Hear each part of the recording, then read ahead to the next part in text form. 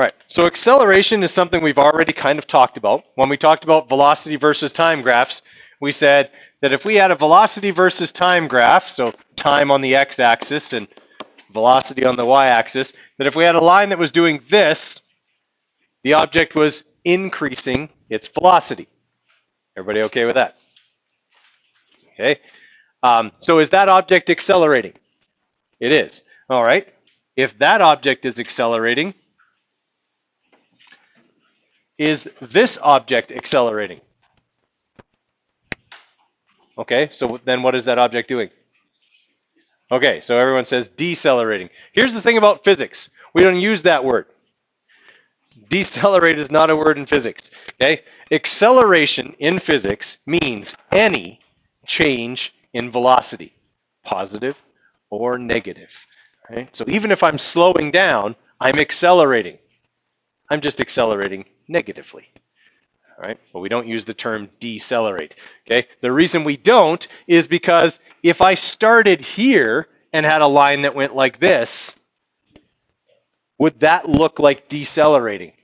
I mean, because arguably this object here would be, by layman's terms, decelerating. It's going slower and eventually coming to a stop. But what's this object doing here in the bottom?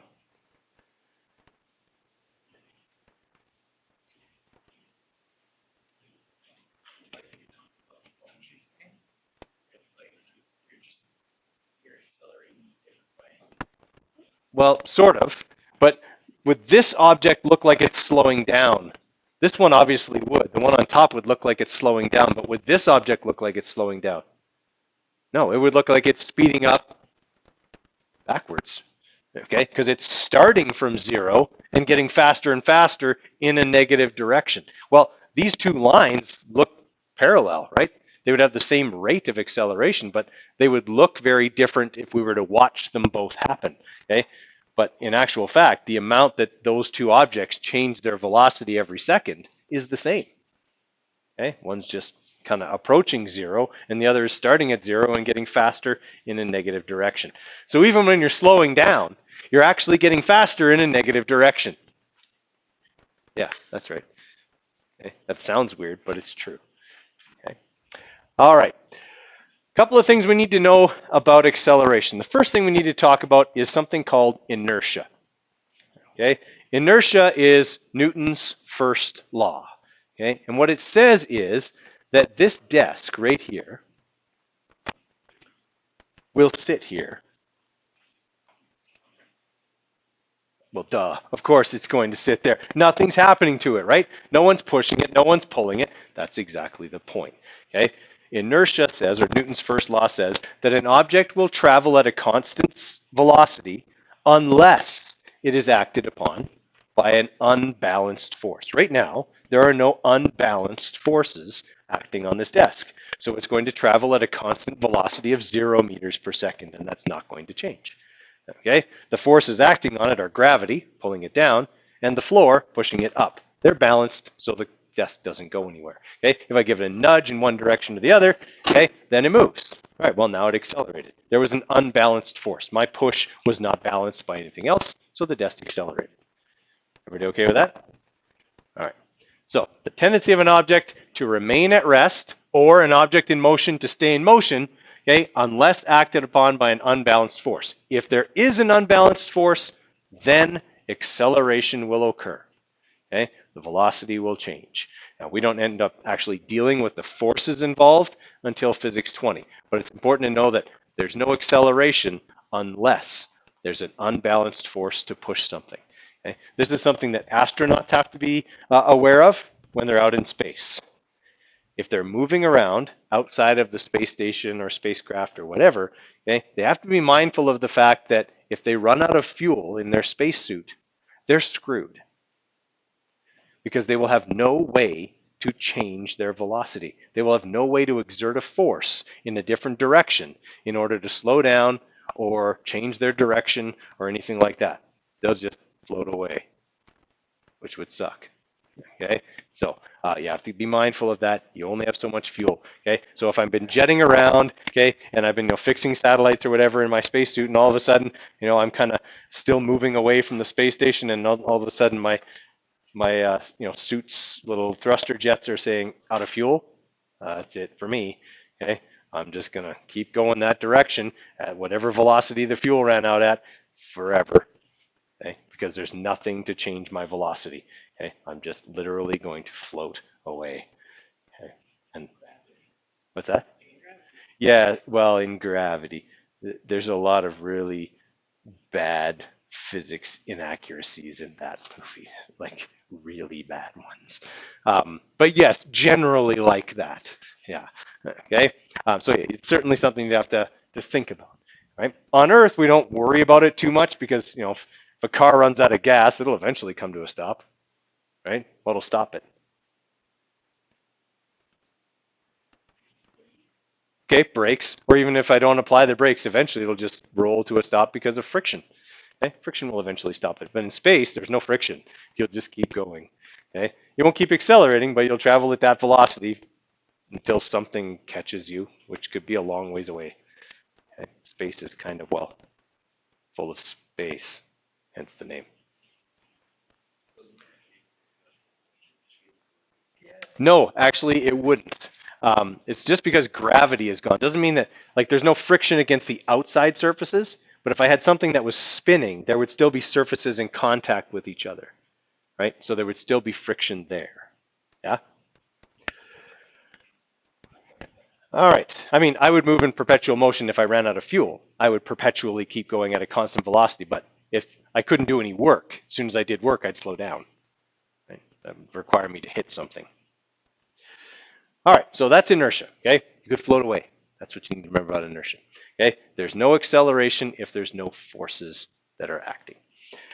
Okay, so acceleration then is what happens whenever the velocity of an object is changing, okay? Be it positive or negative, acceleration is when velocity is changing, right? We looked at this formula here in terms of velocity versus time graphs. We said we could calculate the acceleration of this object by taking the final velocity, subtracting the initial velocity, and dividing by time. That's this formula here. That's also the what of that line.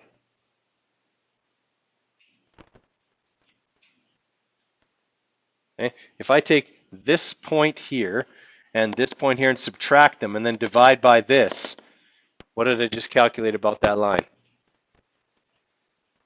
It starts with S. Ooh. Do we need to go back to graphing? Nope. Nope. Slope. Okay, good. Slope. Okay, we just calculated the slope of that line, right? You just went rise over run. Okay, remember this formula? Y equals m times x plus b. Okay, m in this formula is slope. All right, if I solve for m, I'm going to subtract b over to this side. Remember y minus b. I'm going to divide by x. Is that the same as that formula? Y, b, x. Okay, y minus b over x is the same formula. Okay, acceleration is really just the slope of any line on a velocity versus time graph. All right, so let's look at how we might use this formula to calculate things other than acceleration, because we did use that formula already to calculate acceleration in a bunch of our graphing questions. Okay, so let's look at, let's say, well, let's look at the units first. Okay, let's look at the units for acceleration. Remember I told you last week that the units for acceleration are meters per second squared. And a few of us are like, I don't know if I like that. Okay, well, here's why it's meters per second squared. Okay, if I look at my formula, okay, what are the units for velocity? What do we measure velocity in typically? Meters per second. All right, so I have meters per second, and then I'm dividing by time, which is going to be measured in seconds. So if I take meters per second and I divide by seconds, what I'm really doing is this.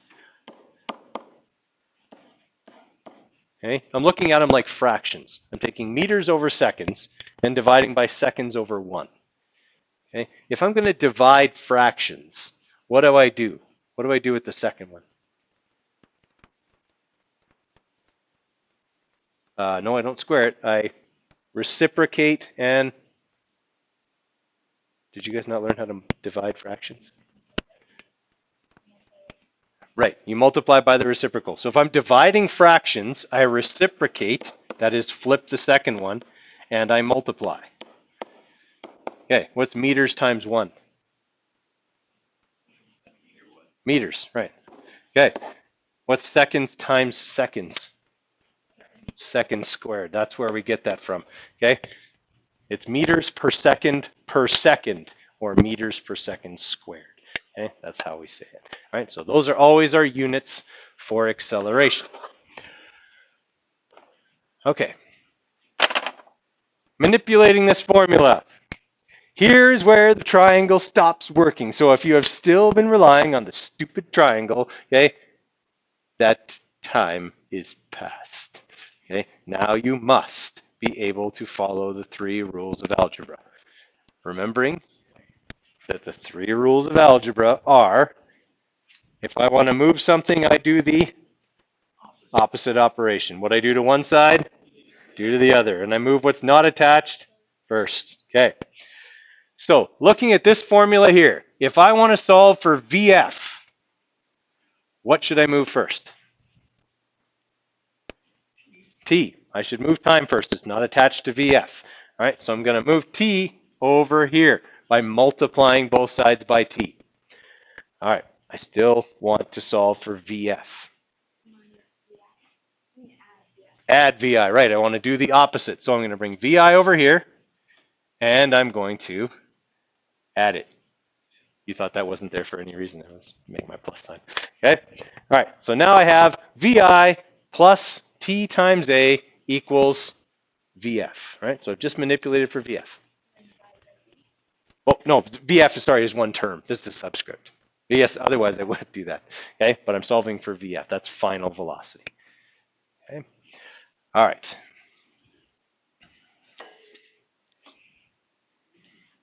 Whoa. Go all together. Okay. When I first do this operation, stop doing that. Okay, where I move the T over here. Okay, I'm saying that T times A equals the change in velocity. Okay, this little symbol here, delta, it's supposed to be a triangle. That's how I draw triangles. Okay, triangle means change. It always means final minus initial. We did the same thing when we learned how to do this.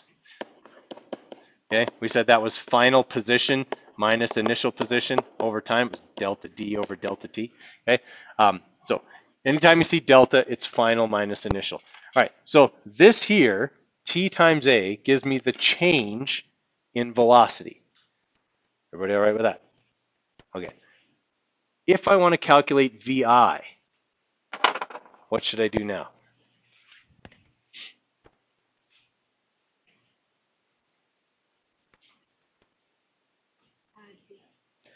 Okay, actually I can't add VF. I want to move VF. Right now VF is positive, right? I'm subtracting VI, but VF is actually positive. So I could subtract it over to this side, but then I'd be solving for negative VI. Do I want to solve for a negative? Probably not, because you always end up forgetting that you solve for a negative and then you get the wrong sign on your answer and you get it wrong. Okay, so what I usually do is this. I add this back over here, just like I did before. Okay, and I say that VI plus T times A equals VF. Now, I want to get VI by itself. What can I do with these numbers here? Not divide, minus them. Okay, think order of operations. If I was doing this operation right here, would I multiply these two numbers before I added them to this? Yes. So that means I can take them over there together, which is what I'm going to do. Okay, I'm going to move them together and do the opposite operation and subtract. So here's where I'm going with this. T times A equaled the change in velocity. So if I take the final velocity and subtract how much I changed the velocity by, should that give me what I started with? Okay, that's what we're doing here. We're finding the initial by taking our final and subtracting how much we changed it by. Okay, that's why this formula also worked. Okay, when I solved for VF, I took what I started with and added how much I changed it by, and I got VF. Okay, everybody all right with that logic there? Okay, it's going to take a little bit of practice. Okay, but we're going to get it. Okay, it's just algebra. It's not hard. Okay, we just got to remember how to do it. Okay, guys, this is like the extent of my math knowledge, and I got 100% in university physics, and this is what I can do. Okay, I don't have any fancy calculus knowledge. In fact, I only passed calculus by memorizing the textbook and writing down the examples and getting part marks for method. I kid you not. I understood nothing about calculus, not one single thing. Okay, the only thing I understood was I could memorize really well, and that might get me by, and it did. I don't recommend that as a method of success, but it worked for me. Okay, but guys, like this is just basic math. Okay, and you can do this if you can remember those 3 rules. You can manipulate any equation you want. Okay, and that'll get you by. Okay, that'll be more math knowledge than lots of people actually have. All right. What if? Oh, sorry, there's one we haven't done here yet.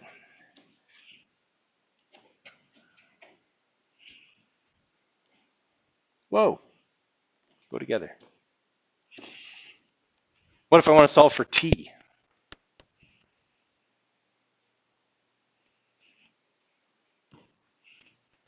Do I want to solve for it here, or do I want it to be on the top? Top. We always want to solve for something on the top. Okay, so how do I get t to the top? Multiply both sides by it, right? Okay. How do I get t by itself? You divide A. Divide by a. Okay. How to solve for t? Okay. Everybody all right with that? Okay. That's how we do our acceleration problems. The only stuff you really need to know about acceleration, guys, is what is acceleration? It's any change in velocity. Okay. How do I calculate it? Slope of a line on a velocity time graph, or use this formula. Okay. The expectations for you are know that and be able to solve problems where you have to manipulate this equation. That's it. Okay. That's all you're going to be expected to do. So, as we do anytime I give you a new formula, I'm going to go over some example problems that you might encounter using this formula. My suggestion would be write them down. Okay, follow along with me as I go through them. Okay, I'll give you a minute to get ahead of me, get this one written down, and then I'll walk through it with you. Okay, so this is kind of the easiest one because we don't have to manipulate the formula on this one. It's already set up to calculate acceleration. So it says the sprinter starts from rest. What does from rest mean? 0. Anytime something starts from rest, the initial velocity, that is VI, is 0. What if it comes to rest? Then its final velocity is 0. So rest always means it's not moving. All right, so if it starts from rest, VI is 0. If it comes to rest, VF is 0. Okay, so in this case, VI is 0. And it reaches a velocity of positive 16 meters per second, so that would be VF, in 4.5 seconds, so that would be our time. Okay, what is his acceleration? So we're looking for A. All right, so you got your formula sheets there last week. The reason you get a mark for writing down your givens, by the way, you get a mark for writing down your givens. Okay, the reason for that is because it'll help you pick the right formula. All right, if I look at my formula sheet, there's only one formula that has these 4 things in it, and it's this one. Okay, I don't have to manipulate it. I'm looking for A. It's already set up for that. All I have to do is put in my numbers. Positive 16 minus 0 divided by 4.5 seconds. Okay, that'll allow me to calculate my acceleration. So it'll be 16 divided by 4.5. So my acceleration is 3.56. What are my units? Meters per second squared, or meters per second. Okay, and what's my direction? Because acceleration is a vector quantity. Did my velocity get bigger or smaller here? It got bigger. So is my acceleration positive or negative? Positive, right. Okay? That is something people forget quite often on acceleration problems, that acceleration is a vector quantity. Okay? For us, it's going to be positive or negative most of the time, but occasionally it could be up or down, okay, or north or south, something like that. All right, questions on what we did there on question 1? All right. Write down and attempt question 2. All right, so on number 2, it's asking how long it'll take. What am I looking for? Time. All right, so time is my unknown. Okay, a jet to accelerate from rest. So what's VI? 0. Okay, to positive 85 meters per second. What did they give me there? VF. At a rate of positive 22 meters per second squared. What did they just give me there? They gave me acceleration. It's really important to watch for units, okay? Because it's easy to confuse acceleration and velocity sometimes when you're reading a question. So always make sure you're looking at the units, okay? I mean, the context of this question would also say it accelerates at a rate of, well, that means that's the acceleration. But if you're not sure, look at the units. All right, so we have A equals VF minus VI divided by T, and this time we're looking for T. So I want to move T to the other side. What do? Multiply both sides by T. And then what do I do with A? Divide both sides by A. All right, so like on a quiz or a test, you get a mark for your givens, you get a mark for picking the correct formula, you get a mark for the manipulation. Okay? You may or may not get a mark for plugging in the numbers correctly. So we would have positive 85 minus 0 divided by positive 22. Okay, so you may or may not, depending on the quiz or test, get a mark for that step. And then obviously a mark for the final answer. Okay, it's going to be 85 divided by 22. Right, so we're getting that this will take 3.86 seconds. Okay, do I need to put a positive on that? No, time is scalar. Okay, if it was negative 3.8 seconds, they went back in time while doing that. All right, so we don't have to worry about that. All right, any questions on number 2? Okay. All right, same deal for number 3. Copy it down and give it a try. So in number 3, we're being asked to find the final velocity. So we're looking for VF in this question. Okay, the race car starts at positive 15 meters per second. So that's VI. Okay, and accelerates at positive 7.2 meters per second squared. What value is that? That's acceleration. Okay, for 6.5 seconds. Okay, so we have A equals VF minus VI over T, and we're trying to solve for VF. So what should I move first? T. It's not attached to VF. All right, so I'm going to multiply both sides by T. What am I going to do with VI? Add it to both sides. All right, so I'm going to have T times A plus VI, so the change in velocity plus the initial velocity, okay, gives us VF. All right, so we're going to have then 6.5 times 7.2, okay, positive 7.2, and then we're going to have adding to that 15, positive 15. All right, so 6.5 times, or sorry, not times, plus 7.2, no, sorry, I had that right, 6.5 times 7.2 plus 15. All right, so we got 61.8 meters per second as our final velocity. What do I need to put on that? Positive. Okay, questions on how that one worked? All right, trickiest manipulation of the batch now, okay, is number 4. We are looking for the initial velocity in number 4. Okay, so how fast was a boat traveling initially? What are we being asked to find? Right, initial velocity, VI. Okay, so VI is our question mark on this one. Okay, if it accelerated to positive 30 meters per second, so that would be our VF, at a rate of positive 2.6 meters per second squared, that would be our acceleration, for 8.9 seconds, our time. Okay, so we have A equals VF minus VI over T. Right, so if I multiply both sides by T, okay, that's my first step, that calculates the change in velocity. If I want to find the initial, what do I want to do? Take final and then do what with the change?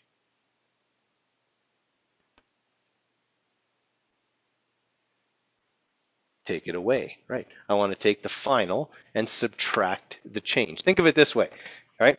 You go to work today, and you earn some money today, okay? If you want to calculate, if you look at your bank account at the end of the day and you see you have $25 in it, okay? If you want to calculate how much you had at the beginning of the day, you have to subtract what you earned today, right? Well, that's what we're doing here. We're taking what we have at the end of the day and subtracting how much we changed it by during the day, okay? So we're going to take this, we're going to add VI to this side, and then we're going to subtract T times A back over here, okay, in order to get what our initial velocity is, okay? So VF minus the change gives us VI. All right, so VI then will equal 30 minus 8.9 times 2.6, okay, so time times acceleration, okay, and then divide that, sorry, we don't have to divide anything, okay, that's just our formula there. So 30 minus 8.9 times 2.6. All right, so our initial velocity was 6.86 meters per second. Positive or negative? Positive. Okay. If it comes out negative on the calculator, then it's negative. All right. And that can happen if something is, let's say a car is driving up a hill and runs out of gas. All right. Eventually, it's going to start rolling back down the hill. Its initial velocity would be up the hill, right? But once it runs out of gas, its acceleration is back down the hill. So it's eventually going to end up going back down the hill, right? And in situations like that, we could get a final velocity that's negative, okay? Because our acceleration would also be negative. All right, questions on 4. Okay. So here's one just like that, just as I was mentioning. Okay, give this one a try because it's a good example with a little bit of tricky stuff in it. You guys can handle it. Okay, so write this one down because I often put ones like this on quizzes and tests. Okay. All right, the big thing here, guys, we have to read the question carefully in order to get the direction of the initial velocity, acceleration, and such. Okay, so it says a ball is rolled up a hill at 4.5 meters per second. It accelerates down the hill at 2.1. So how do I represent up the hill and down the hill mathematically? Positive and negative. So I'm going to make up the hill positive, which means I'm going to make VI positive 4.5 meters per second.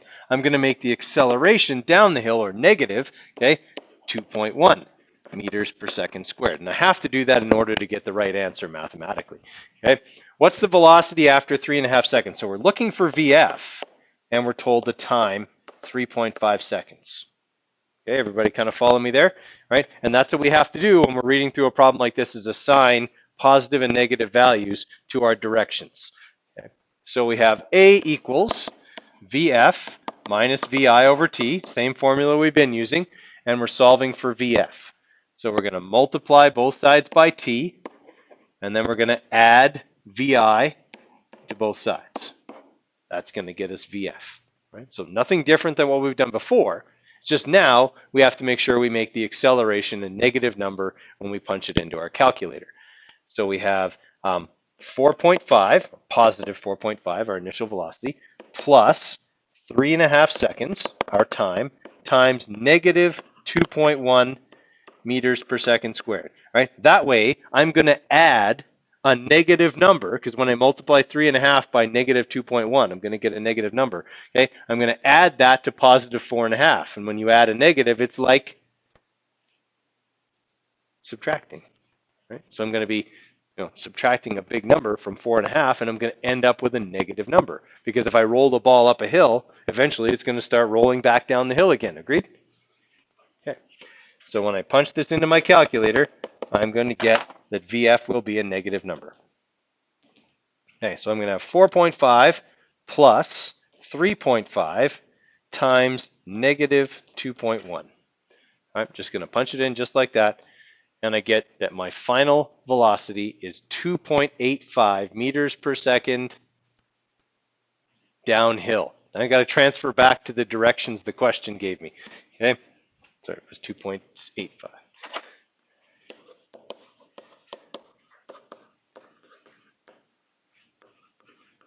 Okay, and this is going to seem really sticky, but if I don't write downhill, I write negative 2.85, I'm going to get it wrong. Because the question didn't give me positive and negative, it gave me up the hill and down the hill. My answer needs to match the vectors the question gave me. I turn those vectors into positive and negative so I can do the math, but then I have to convert them back once I've done the math, because I can't put up the hill and down the hill into my calculator, right? I can only represent them as positives and negatives. All right, questions on that one? That's really about as tricky as they would get. Okay? It's really a matter of reading the question carefully. No triangles. Okay? There's no triangle that's going to work for this formula. Okay? And a rhombus isn't going to work, and neither is a trapezoid or any other shape you can think of. Okay? It's just not going to work anymore. We've got to use those 3 rules of algebra. It doesn't seem like you guys are having too much trouble with that part of it, so that's good. Okay? Because those skills can be applied to any formula that we're going to deal with in this course. All right, I want you guys to try this one. Okay, it's got a lot of reading, but it's not all that difficult mathematically speaking.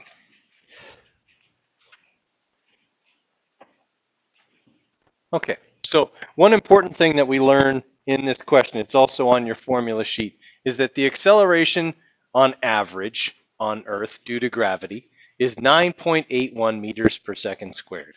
Okay, that means that if I fell for 1 second, I would go from 0, okay, to about 4.5 meters per second in that second. Okay, so every second that I fall, I should be going 9.8. Sorry, I would fall 4.5 meters. I would be going 9.81 meters per second after 1 second of falling. Okay, after 2 seconds of falling, I would be going just under 20 meters per second, which is faster than any of us could run. Okay, so if I fell for 2 seconds, it would be worse than running full tilt into a brick wall. Okay, if you fall for 3 seconds, you're in real trouble, right? Because by the time you get done falling for 3 seconds, you'd be moving at just over 28 meters per second, which is like 90 kilometers an hour.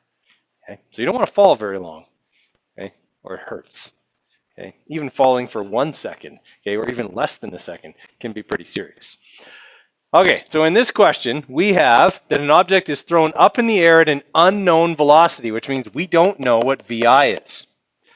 Okay, it is in the air for 6.5 seconds, so we know the time.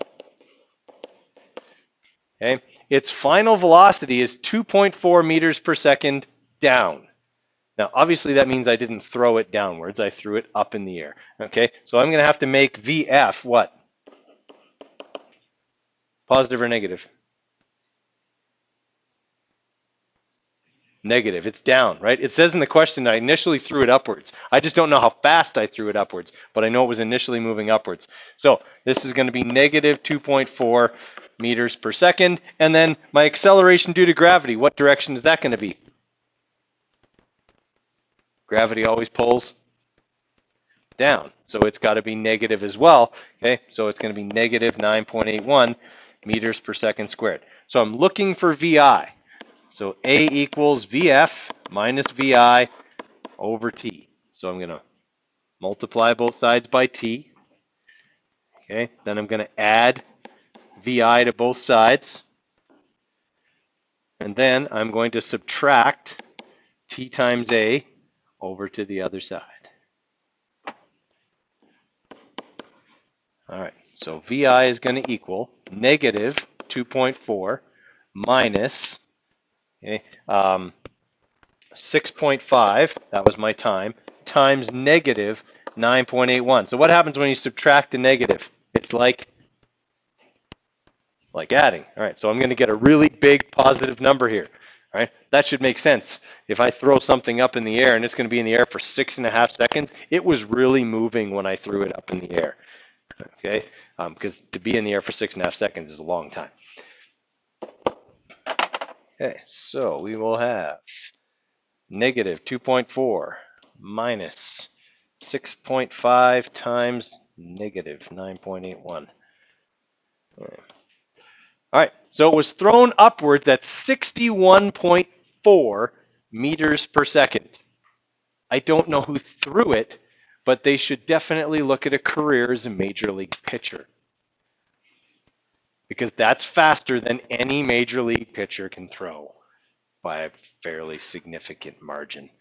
Okay, just, yeah, it's fast. Like, no one throws that fast. Okay. All right, 61.4. And that would have to be up.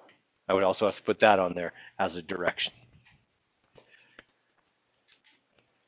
Okay, so do these all work pretty much the same?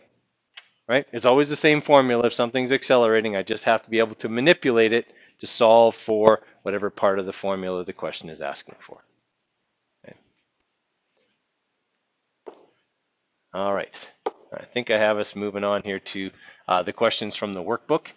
Okay, so I just want to go over question 1 with you here, because we have to do one weird thing with question number 1. Okay, it says in question number 1 that a race car reaches a straightaway on the track going 140 kilometers per hour. And then it accelerates at 3.5 meters per second squared for 6.2 seconds. Do all my units match? Do they have to?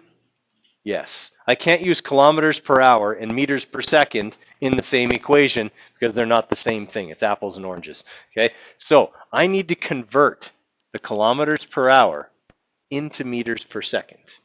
All right, so I'm going to show you how that works. So if I have 140 kilometers in 1 hour, right, I need to convert first the kilometers to meters and then the hours to seconds. All right, how do I convert kilometers to meters?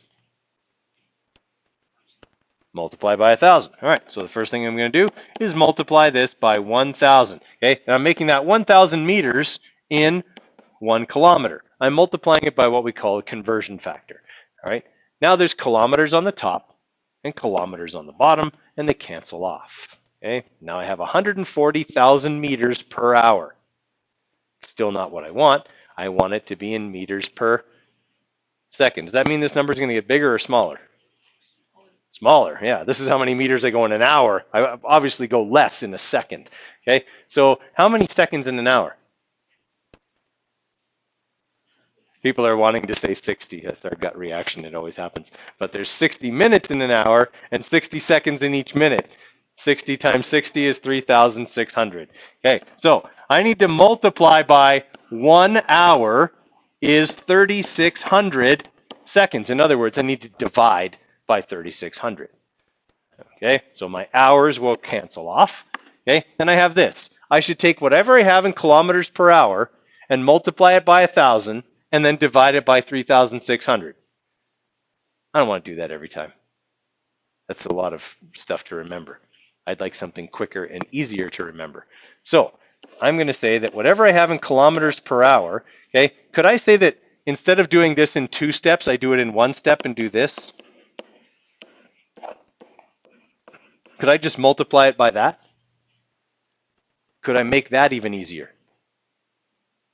Okay, if I divide both of these numbers by 1,000, I get 1 on the top and what on the bottom? 3.6. Okay, so if I take what I have in kilometers per hour and then multiply by 1 divided by 3.6, isn't that the same as just saying kilometers per hour divided by 3.6? Right? Because 1 multiplying by 1 doesn't change anything, does it? Okay, so there's your trick. You want to convert kilometers per hour to meters per second, divide by 3.6. Probably write that on your formula sheet. It happens often enough that you'll want that shortcut written somewhere. Okay, if you need to go the other way, meters per second to kilometers per hour, you would multiply by 3.6. Okay.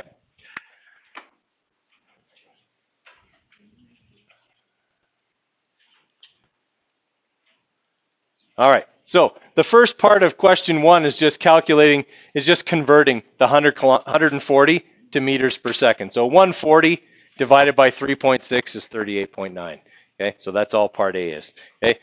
Part B here. Okay. We need to find the car's final velocity after 6.2 seconds. So this is VI. Okay. That's our acceleration. That's our time. Solve for VF. Possibly, probably not.